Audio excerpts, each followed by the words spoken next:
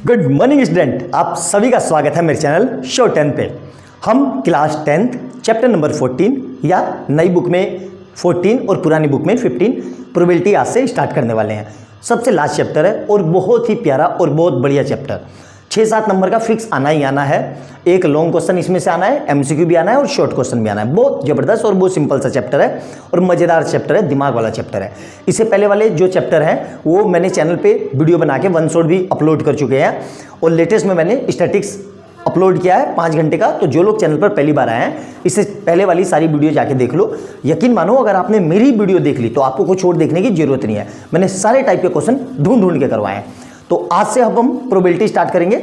इसमें हम सबसे पहले प्रोबेबिलिटी की थ्योरी पढ़ेंगे, फिर उसके बाद मैं वीडियो को मैंने डिवाइड कर रखा है 5 हिस्सों में।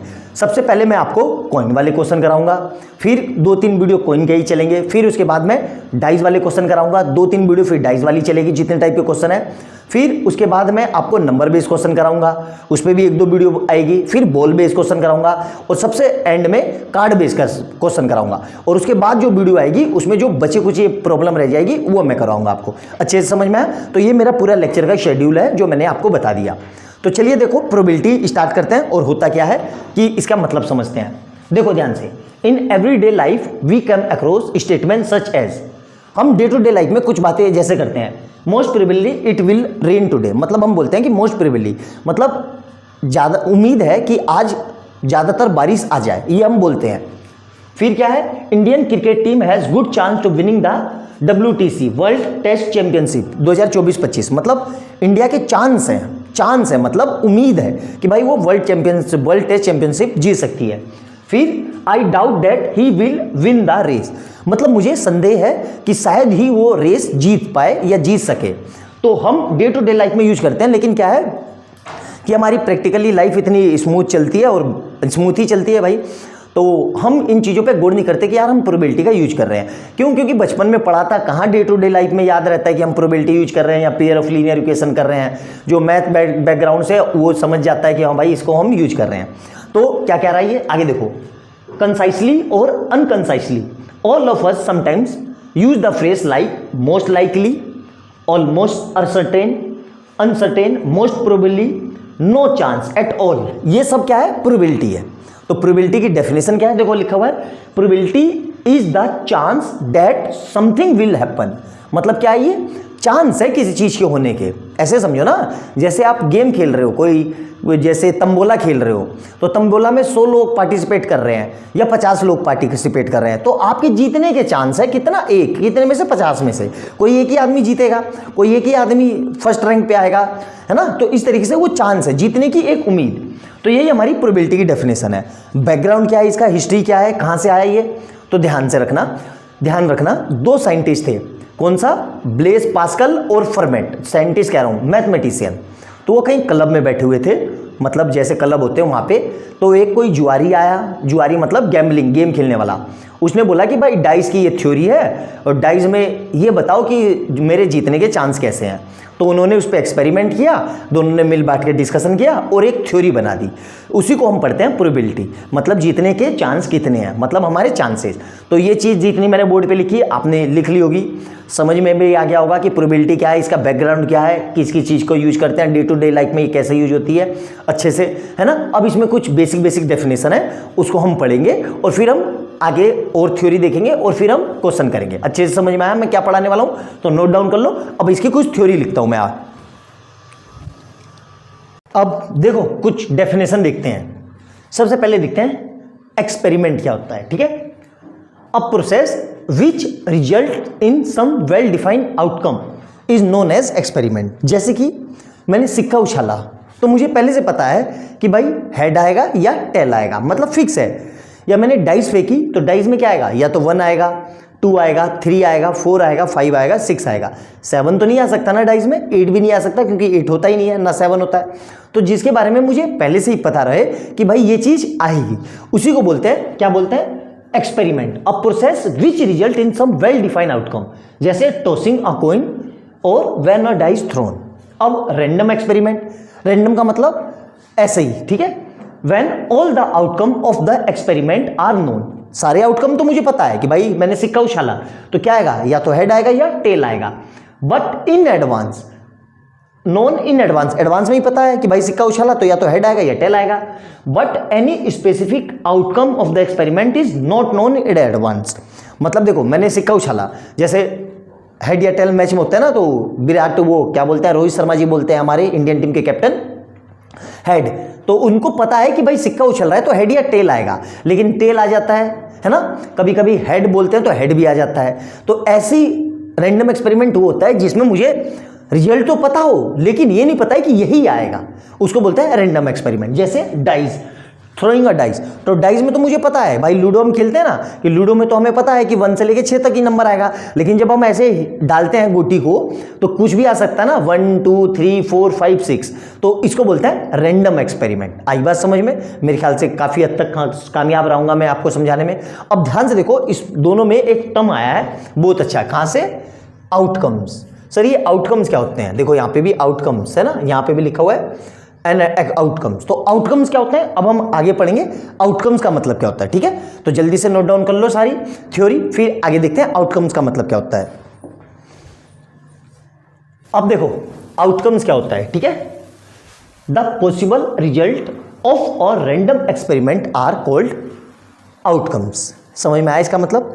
जो पॉसिबल रिजल्ट है, रिजल्ट मतलब जैसे मैंने सिक्का उछाला, रैंडम एक्सपेरिमेंट है, या 1 डाइस फेंकी तो कुछ भी आ सकता है, जैसे 1 2 3 4 5 6 कुछ भी आ सकता है। तो उसमें मान लो मैंने बोला 3 कि भाई मुझे 3 चाहिए, तो वही क्या हो जाएगा उसका आउटकम। आई बात समझ में? या मैंने बोला मुझे 4 चाहिए तो 4 आ गया, तो उसी को बोलते हैं आउटकम्स।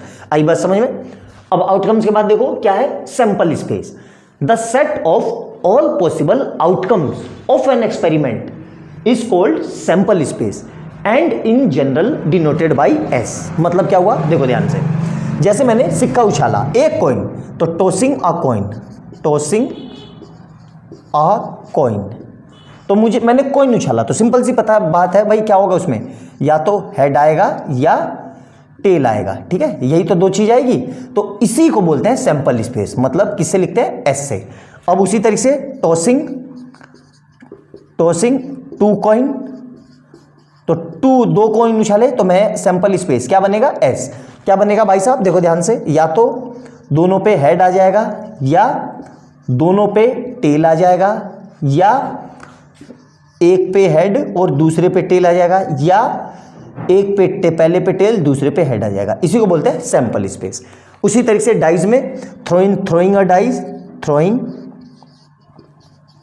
अ डाइज, तो डाई में क्या होगा? सिंपल सी बात है भाई, एस से डिनोट करते हैं, तो क्या आएगा? या तो 1 आएगा, ठीक है, या 2 आएगा, या फिर 3 आएगा, या फिर 4 आएगा, या फिर 5 आएगा, या फिर 6 आएगा। इसके सिवा कोई केस संभव है? नहीं संभव है ना। तो इसी को बोलते हैं सैंपल स्पेस। आई बात समझ में? मेरे ख्याल से बहुत अच्छे से समझ में आ गया होगा। सिंपल सी डेफिनेशन है, कोई मुश्किल नहीं है, बस आपको समझना है, इसको याद नहीं करना है। नहीं पूछेगा आपसे एग्जाम में, और पूछ भी लिया तो लिख देना है। याद रखने की कोई ज़रूरत चीज़ नहीं है, क्योंकि मैथ का सब्जेक्ट है ये। इसको मेमोराइज नहीं किया जाता, लर्न किया जाता है, सीखा जाता है, समझा जाता है। अच्छे से समझ में आया? सारी चीज़ें क्लियर है? नोट डाउन कर लो, आगे देखते हैं जल्दी से। अब देखो कुछ नई डेफिनेशन, क्या क्या कह रहा है आराम से समझेंगे और एक एक पॉइंट समझ के लिखेंगे। इक्वली लाइकली आउटकम, नाम से ही पता चल रहा है। इक्वली मतलब बराबर, और लाइकली एक जैसा, और आउटकम मतलब रिजल्ट, मतलब एक जैसा समान रिजल्ट। मतलब क्या हुआ सर? देखो मैंने एक सिक्का उछाला, ठीक है, तो सिक्का उछाला या तो हेड आएगा या टेल आएगा, तो 2 चीज में से 2 ही काम तो हो रहे हैं भाई। सिक्का उछाला या तो हेड आएगा या टेल आएगा, तो हेड आने के चांस कितने हो गए? 1, कितने में से? 2 में से, ये हेड आने के चांस है, ठीक है। और उसी तरीके से टेल आने के चांस क्या हो गए? 1, कितने में से? 2 में से, तो ये टेल आने के चांस है। तो दोनों बराबर है, मतलब हेड या टेल दोनों के इक्वली लाइकली आने के चांस है, मतलब दोनों एक समान रूप से बराबर बराबर ही आ सकते हैं। इसी को बोलते हैं इक्वली लाइकली। अब कहोगे सर डाइज वाला केस में, तो देखो डाइज वाले केस में 1 आने के चांस कितने? 1, 6 में से 1 आने के, तो इसका आंसर भी क्या हो? 1/6। उसी तरीके से 2 आने के 2/6, 3 आने के 3/6, 4 आने के 4/6, 5 आने के 5/6 और 6 आने के 6/6। मतलब क्या हुआ कि सब जगह एक 6 चांस में से एक बार आ रहा है, उसी तरीके से 2 वो भी 6 बारी में से एक ही बारी तो आएगा, उसी तरीके से 3 6 टाइम में से एक ही टाइम्स तो आएगा, तो सब इक्वली आने के चांस है।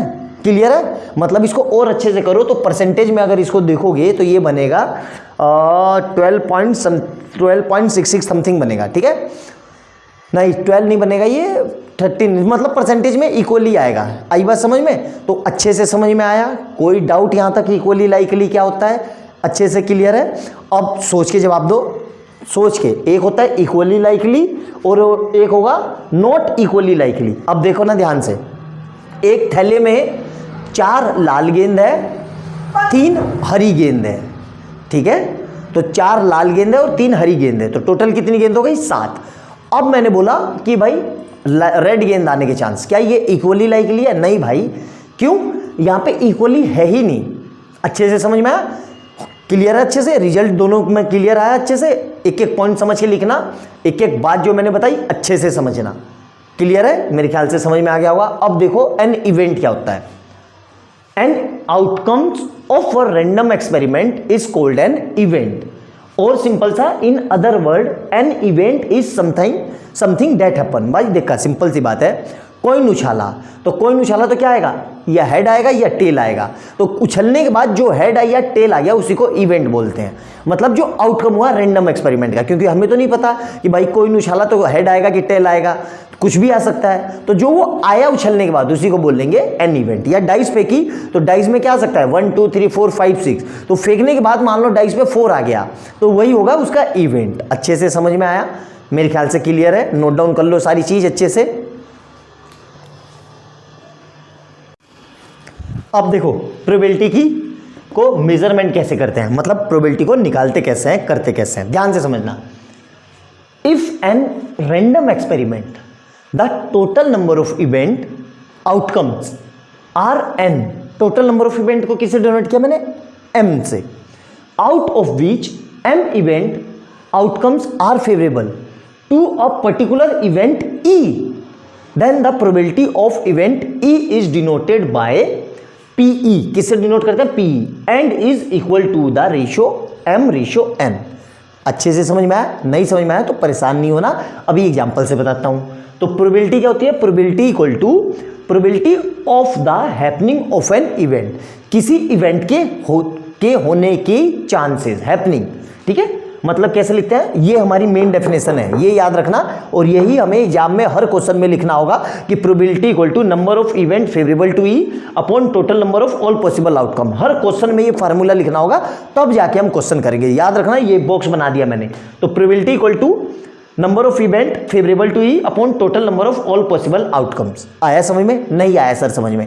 कोई बात नहीं, परेशान मत हो। देखो ध्यान से, प्रैक्टिकली समझो। मैंने डाइस फेंकी तो क्या नंबर आएंगे? 1 2 3 4 5 6।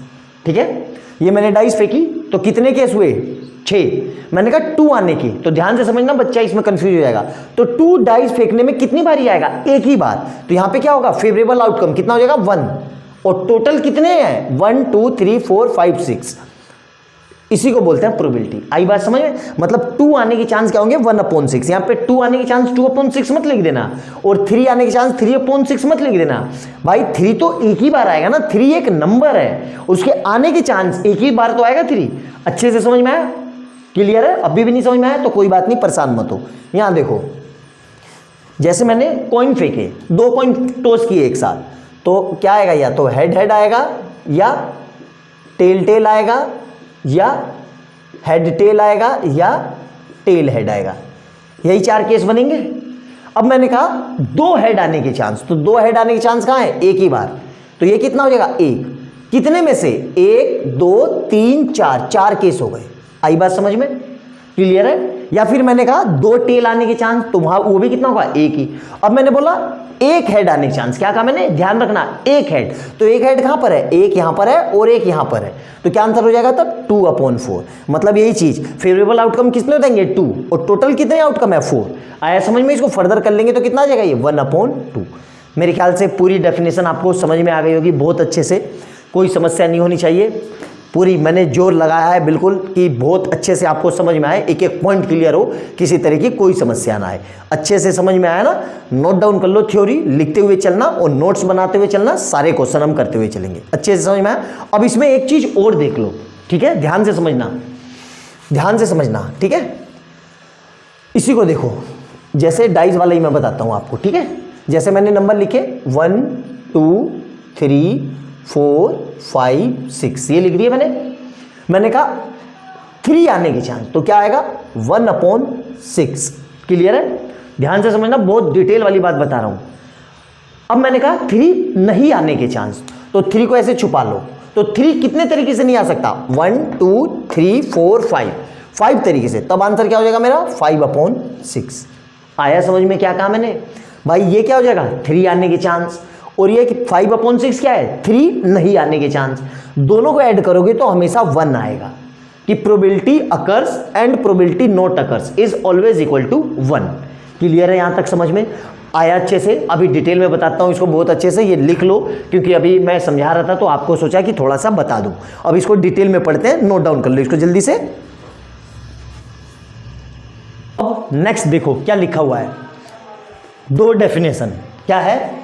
इम्पॉसिबल इवेंट और श्योर इवेंट। बहुत ही ज्यादा काम के हैं, बच्चों का ध्यान ही नहीं जाता इस पे कि अच्छे ऐसा भी कुछ होता है।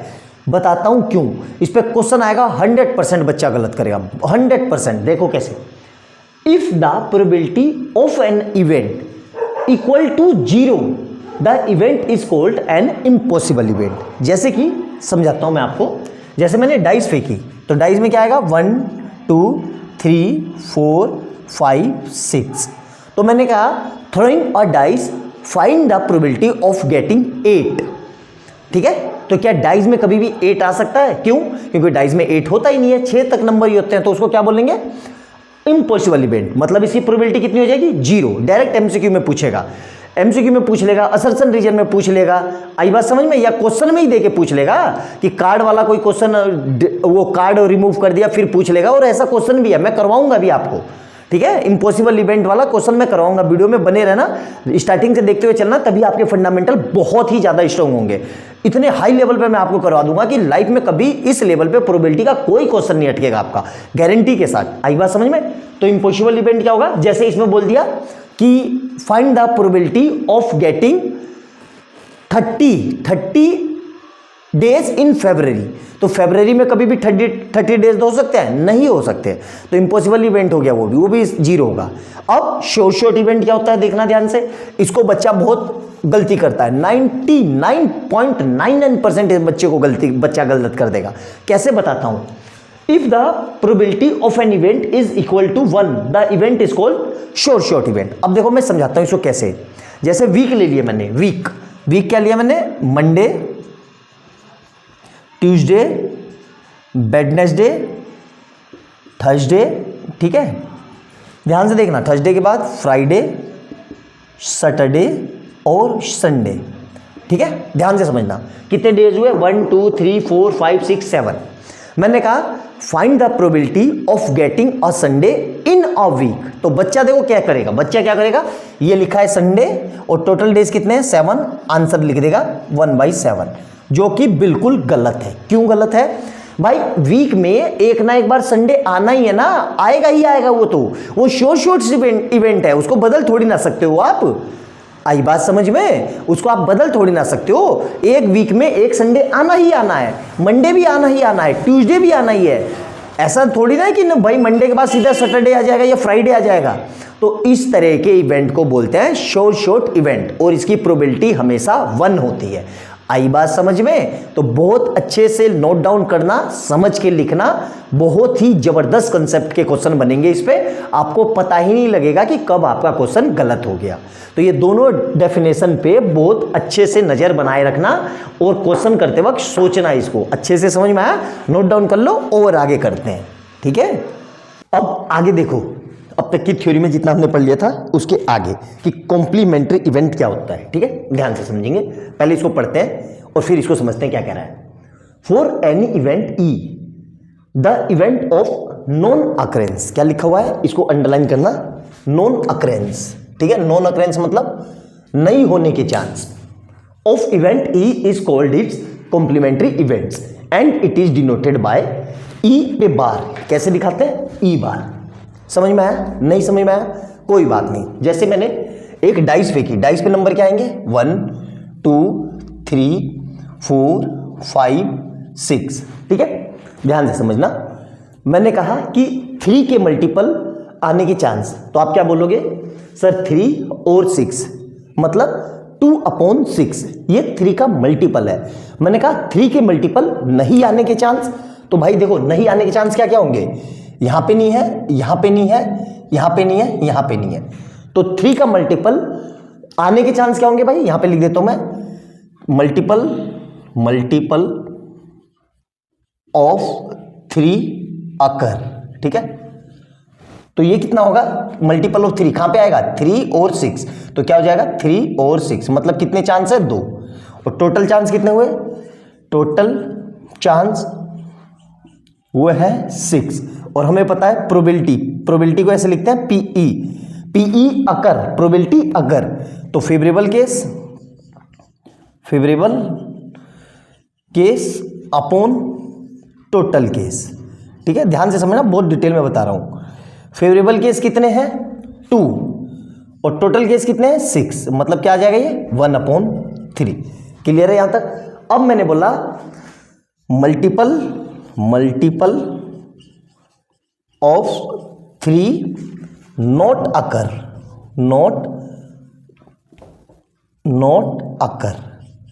मतलब 3 के मल्टीपल ना आने के चांस। तो क्या कौन कौन से नंबर आ सकते हैं? 1 2 4 5, मतलब कितने केस हो गए? 4।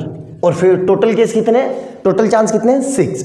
तो प्रोबेबिलिटी नॉट अकरेंस को ई के ऊपर बाल लगा के लिख देते हैं। तो फेवरेबल केस कितने हुए? 4। और टोटल केस कितने हैं? 6, मतलब ये कट जाएगा तो कितना आएगा? 2/3। आई बात समझ में? तो मतलब इसको बोलते हैं probability of not occurrence. Clear है यहां तक? मेरे ख्याल से कोई समस्या नहीं होनी चाहिए। अब एक चीज याद रखना, प्रोबेबिलिटी अकर और probability plus probability not occur, ये हमेशा 1 के बराबर होता है। याद रखना, बहुत काम का रिजल्ट है। बहुत सारे क्वेश्चन इससे आपके इस फार्मूले से ही सोल्व हो जाएंगे, इसको याद रखना। आई बात समझ में? इसको ऐसे भी लिख सकते हैं कि प्रोबेबिलिटी अकर जो है वो 1 माइनस प्रोबेबिलिटी नॉट अकर। आया समझ में? ठीक है, अब जैसे इसी में देखो कि भाई हमने क्या लिखा? 3 आने के चांस, तो 3 आने के चांस कितने हुए? 1/3। ठीक है, 3 नहीं आने के चांस कैसे निकालेंगे? ध्यान से देखना। तो इस फार्मूले को फर्दर, इसी फार्मूले को मैं ये लिख सकता हूं, PE not occur equal to 1 minus PE occur. ठीक है, एक ही बात है। ठीक है, तो अगर नहीं आने के चांस, डायरेक्ट अगर मैंने आने के चांस निकाल लिए, कितने हैं भाई? 3 आने के चांस कितने हैं? 1/3। तो नहीं आने के कैसे करेंगे? इसी फार्मूले में लिख देंगे। तो P E not occur equal to 1 minus आने के चांस कितने थे? देखो 1/3। तो इसी को सोल्व कर लो, इसके नीचे कुछ नहीं है तो 1, ये इधर ये इधर, तो कितना आ जाएगा? 3 - 1/1 इंटू 3। तो 3 - 1 कितना होगा? 2/3। और देखो ये आंसर और ये आंसर सेम आया ना? क्लियर है? तो अगर हमको प्रोबेबिलिटी अकर पता हो तो नहीं आने के लिए क्या करेंगे? 1 में से उसको माइनस कर देंगे तो प्रोबेबिलिटी नॉट अकर आ जाएगा। आई बात समझ में? मेरे ख्याल से समझ में आ गया होगा। बहुत आसानी से और बहुत डिटेल में मैंने आपको समझाया है और तसल्ली से धीरे धीरे समझाया है ताकि आपको समझ में आ जाए। एग्जाम्पल भी बहुत अच्छे से समझाया है। अच्छे से देखना, यहाँ पे हमारी थ्योरी पूरी खत्म हो जाती है, बिल्कुल जितनी भी हमारी थ्योरी थी। अब हम कुछ स्टैंडर्ड रिजल्ट लिखेंगे जो आपको याद रखना है।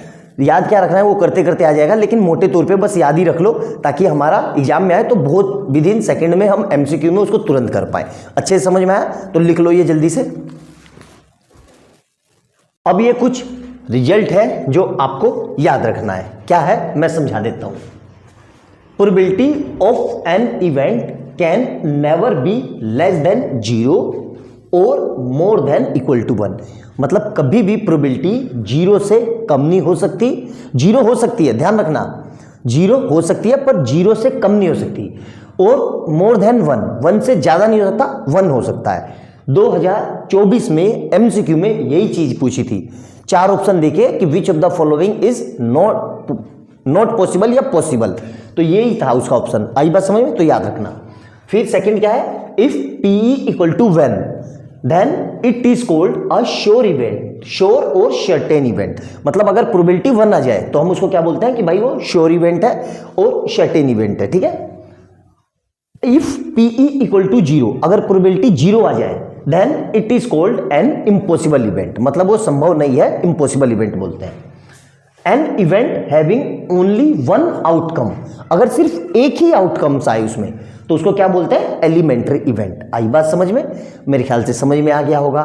यहाँ पे थ्योरी के ये पहले ही हो गई थी, ये कुछ हमारे इंपॉर्टेंट रिजल्ट थे, इसको याद रखना, ठीक है। अब हम क्वेश्चन करेंगे। सबसे पहली वीडियो में हम कॉइन वाले क्वेश्चन करेंगे, ठीक है। फिर मैं एक स्टाइल से पढ़ाऊंगा, मतलब एक तरीके से। सबसे पहले कॉइन वाले जितने क्वेश्चन है वो करेंगे, फिर उसके बाद डाइज वाले जितने क्वेश्चन है वो करेंगे, फिर उसके बाद नंबर वाले जितने क्वेश्चन है वो करेंगे, फिर बॉल वाले जितने क्वेश्चन है वो करेंगे, फिर कार्ड वाले जितने क्वेश्चन है वो करेंगे, और सबसे लास्ट वाली वीडियो में मिक्स करेंगे। जब सब चीजें मिक्स हो जाएगी, मिक्स प्रॉब्लम, मतलब 6 टॉपिक है। आई बात समझ में, तो एक बार को लिख लेते हैं क्या क्या पढ़ेंगे हम, ठीक है। तो देखो मैं आपको पढ़ाऊंगा कैसे वो लिख लेते हैं। सबसे पहले हम करेंगे coin base question, coin base question, ठीक है। कॉइन बेस क्वेश्चंस, ठीक है। मैक्सिमम 3 ही कॉइन है हमारे सिलेबस में, उससे ज़्यादा हमें पढ़ना नहीं है, ठीक है। कॉइन बेस क्वेश्चन, फिर दूसरा हम पढ़ेंगे dice base question, dice base question, ठीक है, ठीक है। मैक्सिमम 2 ही डाइस का है, 3 डाइस का नहीं है। फिर तीसरा हम पढ़ेंगे इसमें नंबर बेस क्वेश्चन, ठीक है, नंबर बेस क्वेश्चन। फिर चौथा हम पढ़ेंगे इसमें बॉल बेस क्वेश्चन, ठीक है, कि ball base question. Ball base मतलब कि 4 लाल गेंद है, 5 काली गेंद है, 6 हरी गेंद है, बॉल बेस क्वेश्चन। फिर कार्ड बेस क्वेश्चन और फिर मिक्स प्रॉब्लम। मतलब ये 6 टाइप के क्वेश्चन हमारे सिलेबस में है, जिसको हम पढ़ेंगे। इन सब पे लगभग 1-1 घंटे की वीडियो बनेगी, तो मतलब 6 घंटे की वीडियो बनेगी। मतलब जितने टाइप के क्वेश्चन है सब मैं कराऊंगा। देखो मैं 1 घंटे में और 1.5 घंटे में पढ़ाने में यकीन नहीं रखता। मेरा मानना है कि पढ़ाओ तो बहुत अच्छे से पढ़ाओ, फुल डिटेल में पढ़ाओ, पूरा समर्पित होकर पढ़ाओ। कोई भी प्रॉब्लम ऐसी ना हो जो छूटी रह जाए और बच्चा उसको ना कर पाए। एक टाइम अच्छे से करो, क्योंकि एक ही साल पढ़ना है आपको 10th, और एक ही बारी में अच्छे से सीखना है। तो इसलिए पुल का अपना जी जान सब लगा दो, जितने तरह के क्वेश्चन मिले ढूंढ ढूंढ के करो। यहाँ पे ये मतलब नहीं है कि सर ये बोर्ड में आते हैं कि नहीं आते हैं। कंसेप्ट सीखो, कंसेप्ट सीखोगे तो हमेशा आपको सारे तरह के क्वेश्चन आएंगे, हमेशा कॉन्फिडेंस रहेगा। अच्छे से समझ में आया तो अच्छे से देखना, एक एक पॉइंट समझ के लिखना, और वीडियो अच्छी लगे तो लाइक एंड सब्सक्राइब करना और बेल आइकन जरूर दबाना, ताकि जैसे मैं कोई नई वीडियो डाल लूँ उसका नोटिफिकेशन आपको तुरंत मिल जाए। मिलते हैं अगली वीडियो में बहुत प्यारे क्वेश्चन के साथ। बाय बाय दोस्तों।